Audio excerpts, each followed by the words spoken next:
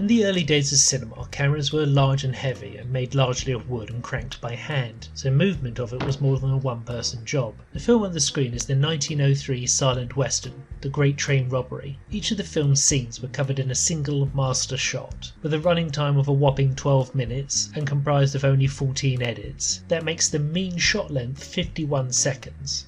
To put that into perspective, your average 25-second advert has more edits in it than that these days. As the technology of cinema grew less cumbersome and cine literacy improved, things split into two separate directions. Soviet cinema decided to use lighter camera weight to get more shots, thus creating a feeling of movement in the edit, whereas in America they took the opportunity to move the camera. This impressive camera shot is from the first ever Best Picture Oscar winner, Wings. They achieved that shot by using a series of tracking rails connected to the ceiling rather than the floor. The camera quickly becomes a unique tool to tell a story. In the Hitchcock thriller The Lodger, a simple dissolve shows the audience the action going on upstairs. But the art of cinematography would soon hit a snag which would set the film industry back years: sound. Early sound recording systems were poor. They had to be close to the person's face, and the slightest rustle of paper could overwhelm the actor's voice, so the camera was always forced to accommodate the placing of the microphone. In the first Marx Brothers film, Coconuts, all the paper props were soaking wet, which saved the sound but does look rather odd on the screen. As things went on, innovation in the camera department led to cinema's changing image. The invention of lightweight cameras meant that you had your first ever film shot entirely handheld. The invention of Steadicam meant smooth tracking shots going around corners, and the invention of cranes meant you had the perfect way to end almost any movie. Now, camera movement can be great. It shows a great sense of bravado. Orson Welles is one of my favourite filmmakers, and I don't think the opening shot from Touch of Evil has ever been beaten. But somewhere, somehow, I can't help but feel that this has all got out of control. Now, blame is definitely the wrong word to use, but I hold Martin Scorsese responsible. This tracking shot from Goodfellas was held as the high watermark for filmmaking. In it we see Ray Liotta tipping big and greeting old friends as he enters a nightclub. For a film which is filled with quotable dialogue, none of it happens during these 3 minutes.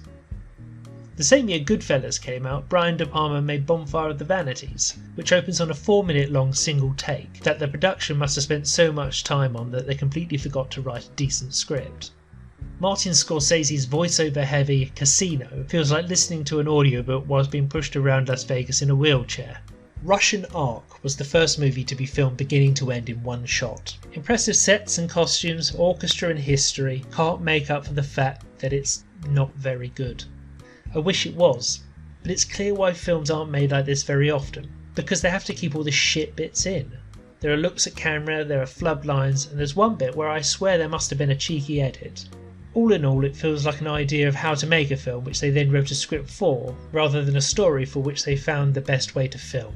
I know this is going to be controversial, but I thought the Sam Mendes film 1917 was similarly poor, with some events being sped up so not to bore the audience, whilst others were forced to play in real time for geographical or logistical reasons. It began to feel like a computer game, and one that I had no great desire in completing. The problem is cameras have gone from looking like this to looking like this. It wasn't that long ago to get shots like this you would have to rent a helicopter, but now you can stick a GoPro on a drone and get rather impressive images out of it. Am I saying that cameras are too small these days? No, I spent over 10 years of my working life selling cameras, and the most common thing people ask for is small cameras. The problem is people have stopped using them to tell a story.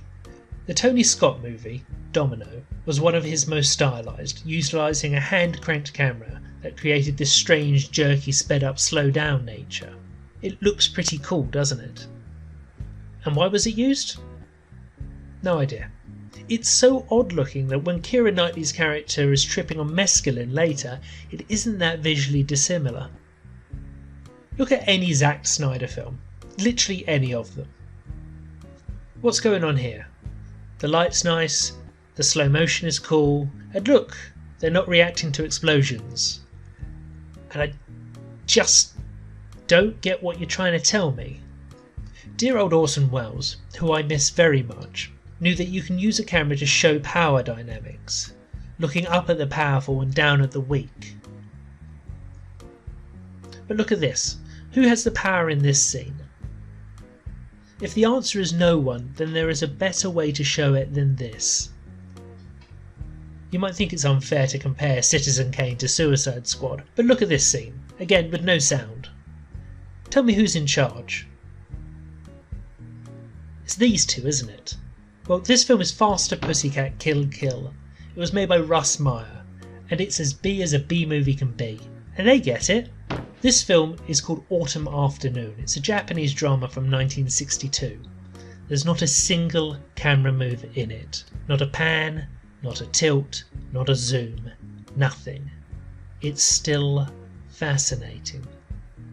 I miss a time when one could see what was going on in the cinema.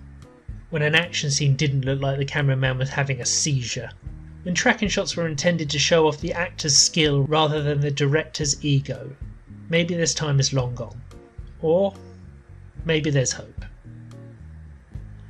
I'm Scott Kingsnorth and I'm making a movie.